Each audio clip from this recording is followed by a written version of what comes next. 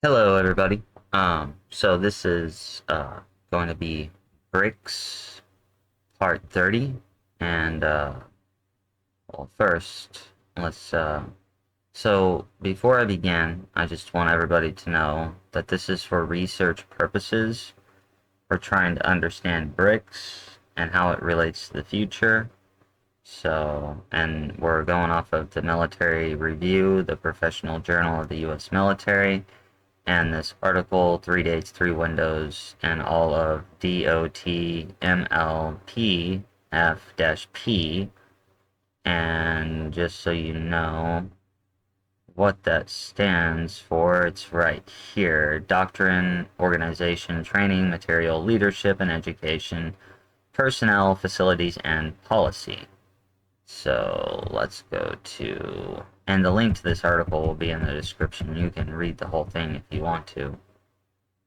Okay, so last time I said we would pick up right here with the 3 windows.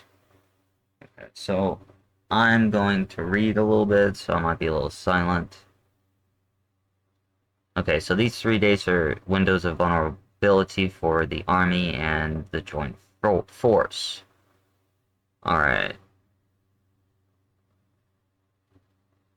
Okay, so the first is a fight tonight where regional tensions could boil over and accidentally close the approach of the PLA, which is the People's Liberation Army.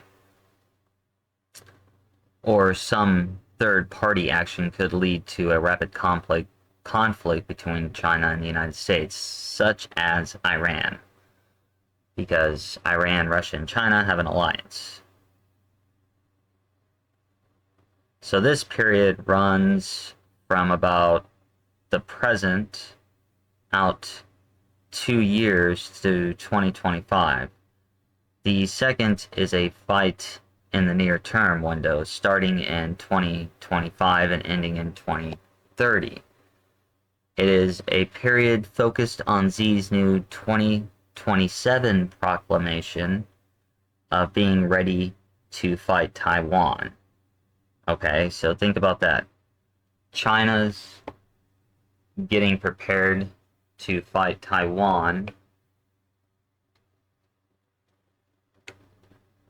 and the United States on its website just declared that it's one China policy, that it supports the one China policy. Now, is that due to trying to avoid a fight with Taiwan? If Taiwan gets attacked, are we going to try and help them? I don't know.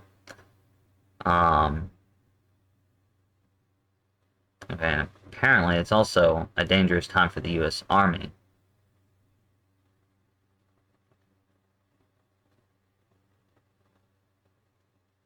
Because that would be in the window. Any war that begins before 2030 would interrupt the modernization benchmark of delivering the Army of 2030.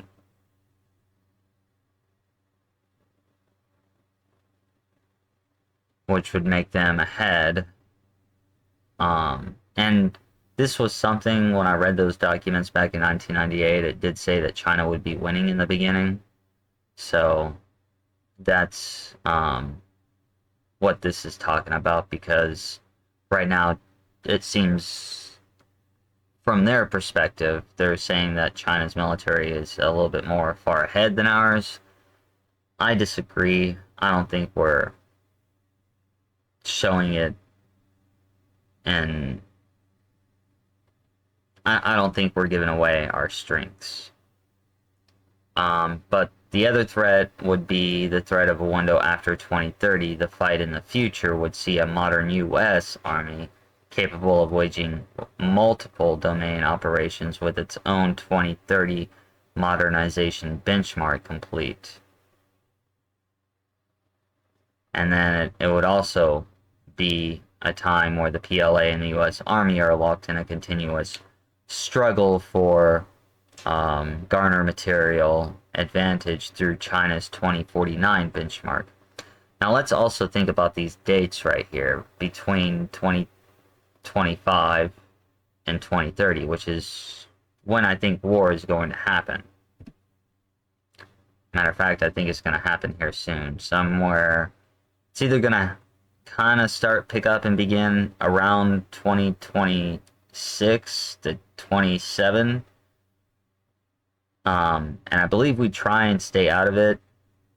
The Great Uniter ends up deciding to go to war even though they don't want to, so I imagine we get attacked sometime in the future.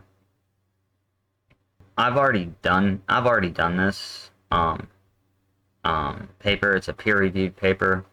What page are we on? But just to show you what it's about, it's the 3 scenarios of the United States future between 2022 and 2025. Okay, and where I think we are is right here in this security united, or the U.S. government role limited. I don't think it's going to be limited. I think it's going to be expanded. But the U.S. economy, weak growth, I agree with that. China towards the U.S. will be aggressive. Yeah. Energy use, low consumption of hydrocarbons. Yeah, but here's the signature event of, I think, the scenario that's coming out is this global depression from 2026 to 2035, brought about by China's collapsing economy. And then after the global supply chains, okay, hold on. It says, early in the scenario, U.S. and other advanced economies implement energy and climate change policies to electrify the world's energy systems and decarbonize the global economy. However, the restriction of oil and gas and coal supplies cause shortages and widely fluctuate prices, power outages, because renewable energy is not up to par. China reaffirms its intentions to assert sovereignty over Taiwan. That's 2027, what China wants. So you see how these two are playing together? Let's see here. I'm reading because I'm trying to find. Okay, in 2026, the world descends into a depression. China's economy and India's economy, there's the second hit, were hit hard by the depression, while the United States suffered the least among the major economies. That might be true. I don't know. We might get hit hard. I don't know. That's why I'm kind of putting my money in gold and silver.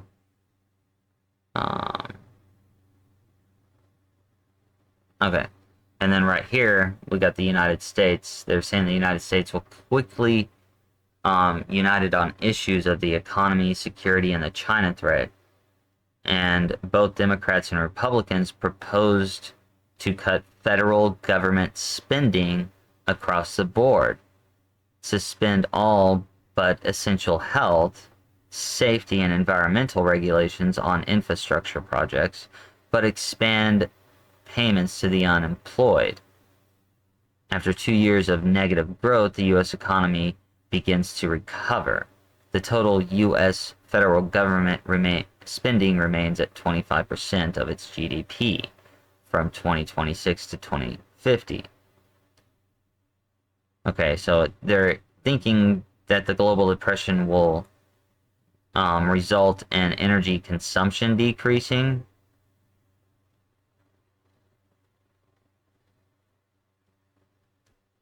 But I'm not so sure about that.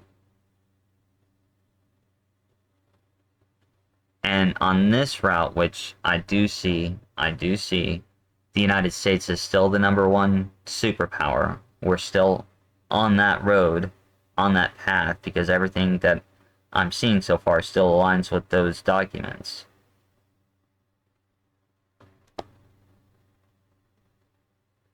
Okay, and America will separate from China. America will reign supreme in digital technology development.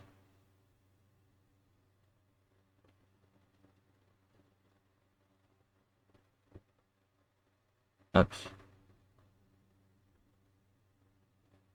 There we go. I did something.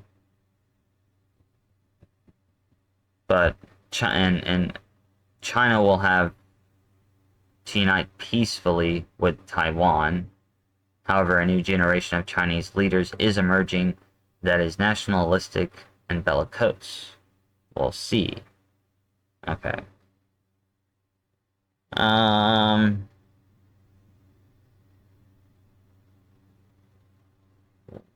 we do kind of have an economic focus, but I would say the Security United is the more one.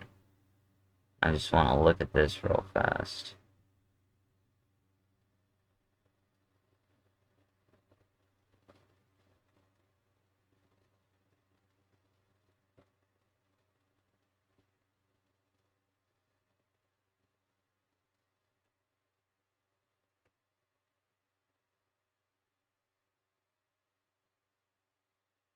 No, it's the Security United.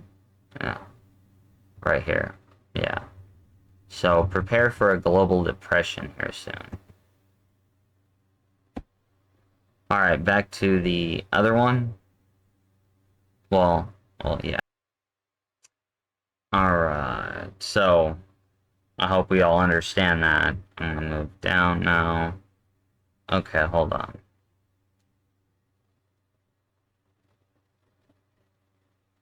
Okay, so the fight tonight window is dominated by current events, tensions with the United States and Taiwan, blah blah blah. We've done past these years, and I don't think we saw much of anything like this. So I think they've moved to 2027. I mean, China's done some things, like they've cut wires and stuff like that, but try and yeah, China's aggressively taken over the South China Sea, and it's pissing off the Philippines, the Philistines. I was gonna say the Philistines. That's the Philippines. Okay, going down a little bit.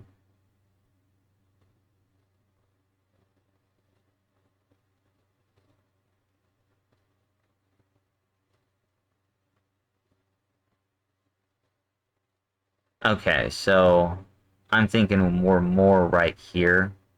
The fight in the near-term window is a bit more complex, but revolves around X's shift to 2027 as the date for the PLA to complete parts of modernization and to be ready for Taiwan. So I'm reading.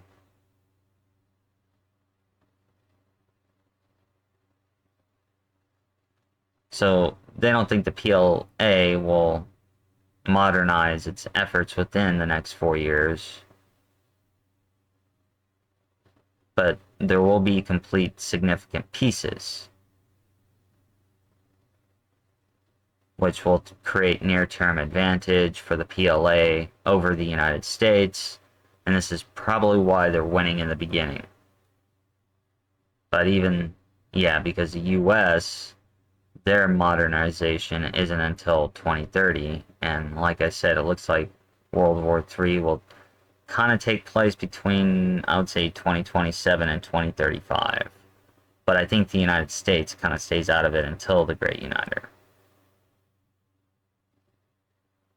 The new salient 2027 waypoint between the already completed 2020 goal of informationalized warfare. Hold on. So the focus on 2027 would not necessarily be on new capabilities through new systems. We'll continue to roll out and deploy across the PLA between now and 2030. But instead will be on forced structure reforms and professionalization, which is critical for the intelligentized warfare.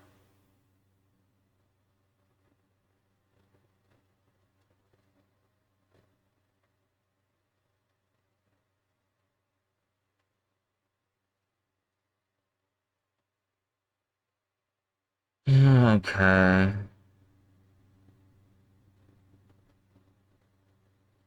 trying to see if there's any you can read. I'm just trying to see if there's any important information. It's just talking about basically China building up its forces and the United States kind of doing everything. But hold on. Yeah, no, it's just talking about. Okay, so the 2027 threat window is more than material. It is about people, readiness, and organizational change. China is working to modernize its approach. Okay. We've heard that repeatedly.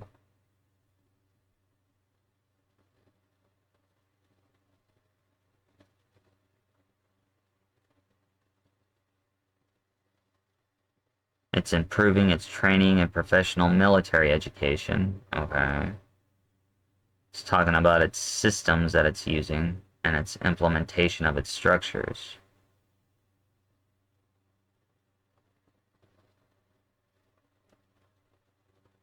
Okay.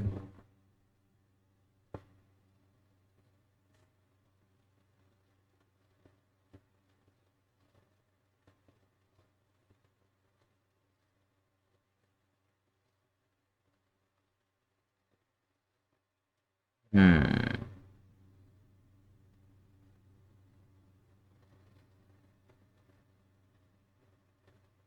I'm trying to...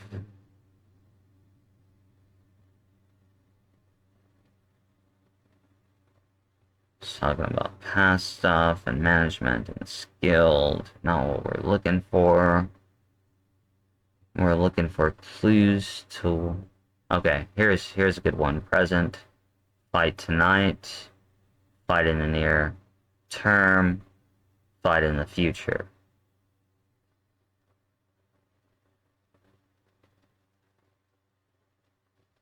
Okay, so an obstacle of the PLA is the most significant is a lack of experience and the general lack of quality training and educational systems for the NCO Corps.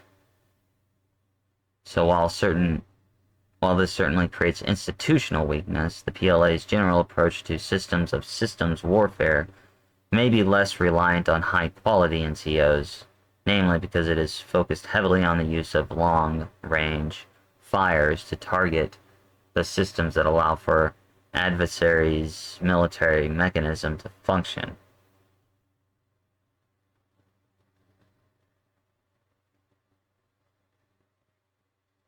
Okay, the fight in the near term creates this hard area for the United States, though. And it may represent the most dangerous of the three windows in which our potential adversary's modernization effort is inside of our own. They will have made progress on their journey toward intellectualized warfare, and they will start to see an improved form of human capital in the ranks of the PLA, although not on par with the US. Okay, this is where I'm deciding to stop. I think I've been talking too long, but we'll do the third window threat in the future, is the fight in the future. We'll look at that next Monday. Other than that, y'all have a good one, and I will see you next time. And, ladies and gentlemen, aliens and extra-dimensional beings, cats and dogs, this has been a China and United States relation and understanding Brics and blah blah blah blah blah blah blah blah blah production. So